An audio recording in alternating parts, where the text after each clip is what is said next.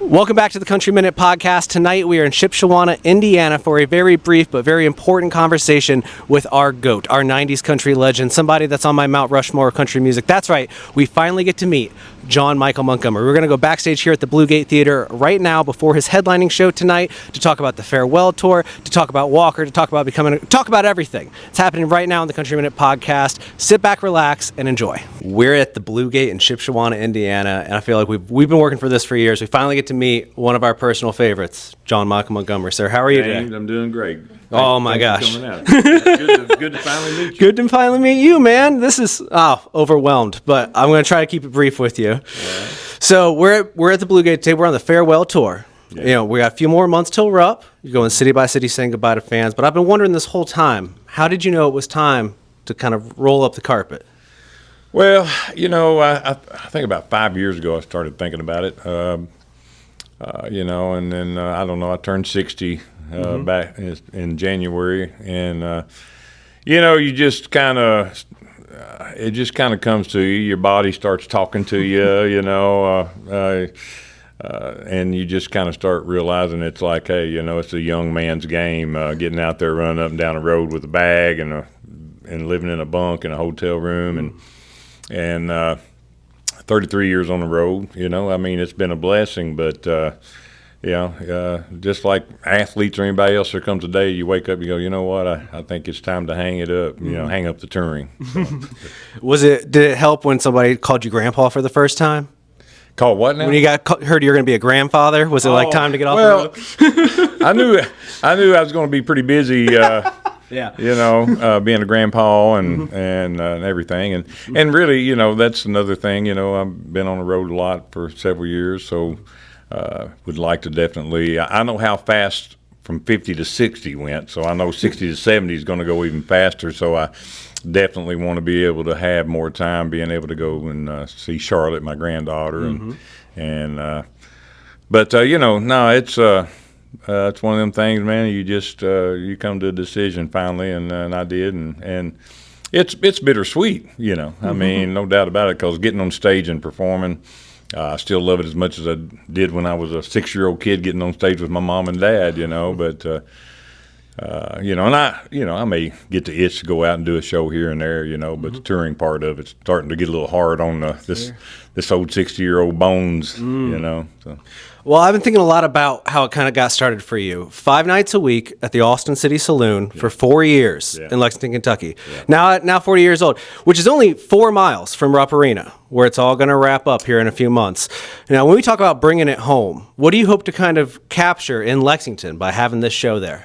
Well, I mean, obviously that's where it all started, and hopefully I thought it'd be a great way to finish off my touring career and real close to, you know, Austin City, and hopefully I'll have a bunch of folks that used to come watch me play and pay $4 a night, you know, cover charge to come see me. Wow. Back in those days, and watching me, you know, play 5 nights a week in a nightclub, and then obviously getting very lucky and getting discovered by Atlantic Records, and all my fans back then, including myself. I mean, we had no idea that you know, what was going to happen after the record deal. I mean, you know, lots of people get record deals. Matter of fact, there's a lot of people that got record deals when I got my record deal, and just a handful of us was able to you know, make it, and you know. It's just like I said, it'll be bittersweet knowing that just right down the road, you know, 34 years ago, you know, I was playing 5 nights a week for about $150 a week, and living in the back of my car sometimes because it didn't have, you know, I mean, to where I'm at now, it really, it went by so fast, I think, more than anything. It's just amazing how fast it went by. I can only imagine. I was thinking today, you were the 3rd country artist to have an album top the Billboard 200, which wasn't that long ago. Now it happens a lot more frequently. But I remember reading a quote. I was doing some digging today. I was trying to find an interview with you I'd never seen before. And you said this quote where you said, I didn't go to Nashville for a record deal. They came to Lexington for me. Do you remember when that happened? Do you still remember that? Yeah, absolutely. there was actually another guy that was doing a showcase right down the road at another bar, a competing bar, and Atlantic had came into town to watch his showcase, and it was middle of the week, very slow night, and I remember watching this guy come in and sit down, he had a tie and everything on. I was like, that's the first time this guy's been in here. And so I went over and talked to him. He said, yeah, I'm from Atlantic Records. And I said, oh, yeah. I said, I heard there was a showcase down the road. He said, yeah. He said, I asked the waitress if there were any other good singers in town, and she said, oh, the best one in town's right down the road in Austin City. His name's John Michael Montgomery. So he had got in early enough to hear me do one set and everything. And he said, she's right. She said, all the other Atlantic people are coming over here right now. And I kind of felt bad for the other guy that was down there doing a showcase, but they came in and you know, they heard the second set I did, and they said, hey, we're going to bring the big guy, you know, from Atlantic Records up here to listen to you here in a couple of months. And, of course, you know, I told the whole bar, I was like, I hope they're not lying to me because but even then, you know, in the back of my mind, I was like, oh, he might be full of it, you know. I don't know if they'd show up or not, but they did. And Rick Blackburn was the head of the CEO of Atlantic at the time, and he liked what he heard and gave me he had a little gold Atlantic record lapel pin, and he said, hey, like your wings? You keep this. He said, I want you to come down to Nashville in a couple of weeks and sing a few songs, and we'll go from there. So that's what I did, and the rest is history.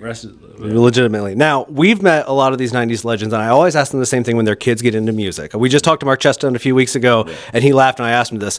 When Walker says, Dad, I'm going to make music, what was like the first thought? Like, how did you react to him having that interest? Well, you know, I always kept, like my mom and dad did, I always kept guitars and stuff around, you know, just in case they decided to want to get into it. But I told him, I said, it'd be a lot easier on your old man if you just become a teacher or something because the music business is it's really tough, you know. But, you know, he was a natural. I mean, you know, as soon as he turned 14, 15 years old and started learning songs and did his first show. I was at his first show he ever did. And, I mean, he got on stage, and I was like, okay, he's, you know. You were a little more okay with it? Yeah. Once I saw, you know, that he was pretty much natural on stage, I was like, okay, this is what he's going to do. And, you know, I was still thinking, man, it sure would be a lot easier if he would become a doctor or a teacher or something, you know. Though There's still time. But now, you know, it's fun. I kind of get to see, I guess, the way my dad looked at me and my brother Eddie of Montgomery Gentry growing up. When we picked up, you know, we had in our house, we didn't have a lot of furniture. We had guitar amps and drums sitting in the living room all the time for our furniture. And so me and Eddie obviously, you know, kind of picked it up from that. They never did, you know, other than getting us on stage when we were little kids to sing, you know. So it's fun to watch, you know, my son, Walker, try to go out there and live the dream. And but it's hard, but he's doing well, you know. He's doing real well, so I'm very proud of him. And I've heard a little bird tell me that there might be a song with the two of you some point in the future. Will we finally get you together?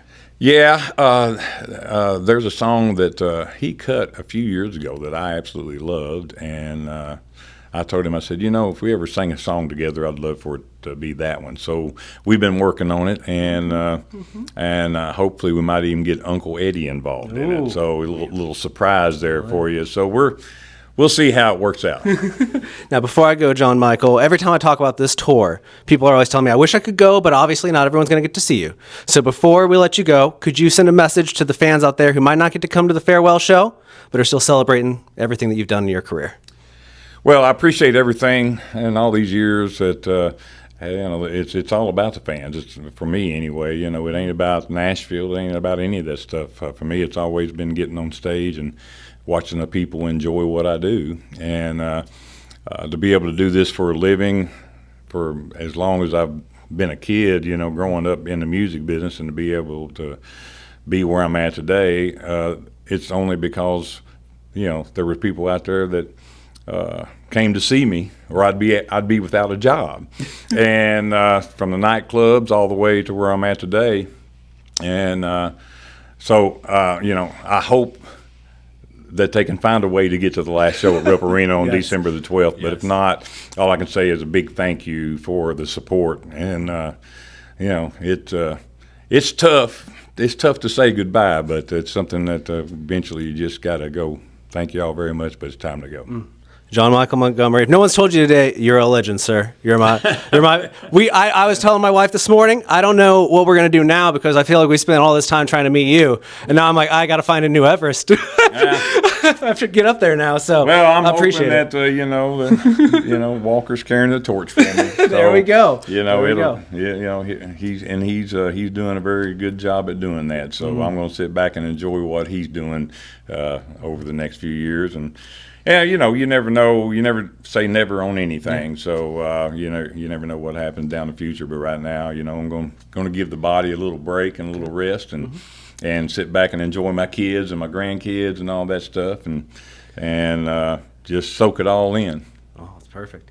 If you get a chance, John Michael Montgomery has a few more shows before he's at Rupp Arena in December, and it is a family affair. You got Eddie, you got Walker, you got Travis Denning on that show as well. Son-in-law Travis Denning, Yeah, for those that don't know. Travis Denning, who's been married to my daughter for Madison for the last couple of years. So, the family's growing. Family's growing. Don't miss it.